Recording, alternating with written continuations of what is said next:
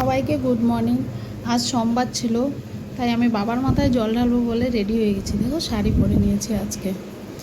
আর আমাদের বাড়ির সামনেই মন্দির, বেশি দূরে নাই, তাই রেডি হয়ে আমি চলেই গেলাম মন্দিরে।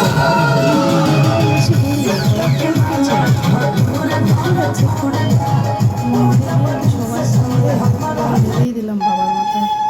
তো বাবার মাথায় জল ঢালছিলাম আর বলতেছিলাম যে সবাই যেন ভালো থাকে, সবাইকে ভালো রেখো, তুমি নিজে ভালো থেকো, বাস অতটুকুই চাওয়া।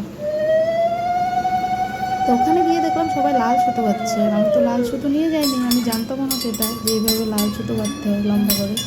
তো জেনে নিলাম, মানে দেখে শিখে নিলাম। আর এইখানে বাবাকে আরতি করার পর খুব ভালো লাগছিল যে না। আর এখানটায় আমার ছোট ভিডিওগুলো, মানে যেগুলো আমি তুলতে পারি না সেগুলো নিমি তুলে দিয়েছিল।